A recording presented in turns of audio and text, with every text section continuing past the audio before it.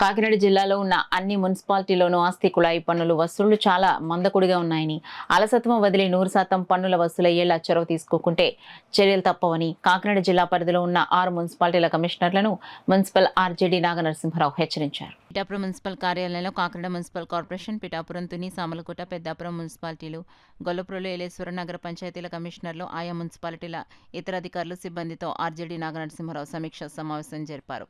అనంతరం ఆయన మీడియాతో మాట్లాడారు.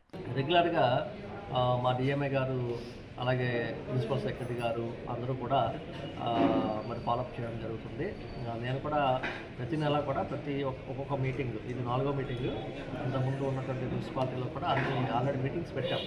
పిఠాపురము, పెద్దాపురము, సామలకోట, తునిలో కూడా మీటింగ్స్ పెట్టాం. ఇది 4వ మీటింగ్.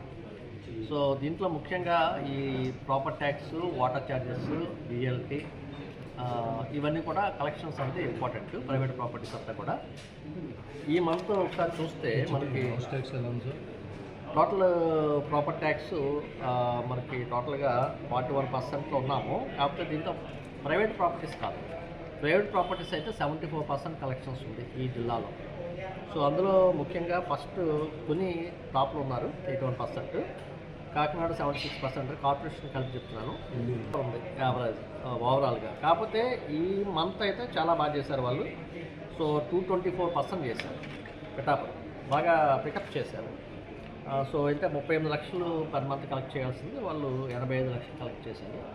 సో లాస్ట్ కొన్ని నెలల నుంచి డిఎంఏ ఆఫీస్ నుంచి కానీ మా సెక్రటరీ గారు, ప్రిన్సిపల్ సెక్రటరీ గారు కానీ నేను కానీ కంటిన్యూస్గా దీంట్లో ఫాలోఅప్ చేయడం జరుగుతుంది. కమిషనర్ గారు అదేవిధంగా వాళ్ళ స్టాఫ్ కూడా ఈ లాస్ట్ మంత్ అయితే చాలా బాగా చేశారు. కమిషనర్ గారు కూడా ప్రతిరోజు రివ్యూ తీసుకుంటున్నారు, ఆయన కూడా డైరెక్ట్గా ఇన్వాల్వ్ అవుతున్నారు. సో బాగుంది. తర్వాత లీస్ట్ పెర్ఫార్మెన్స్ మాత్రం కొద్దిగా తుని బాగాలేదు. యాక్చువల్గా ఓవరాల్గా బాగుంది, కానీ లాస్ట్ మంత్ తుని పెర్ఫార్మెన్స్ బాగాలేదు. అక్కడ కొద్దిగా ఎలక్షన్స్ పరంగా కొద్దిగా స్టాఫ్ కొద్దిగా బిజీగా ఉండడం కూడా ఒక కారణం కావచ్చు.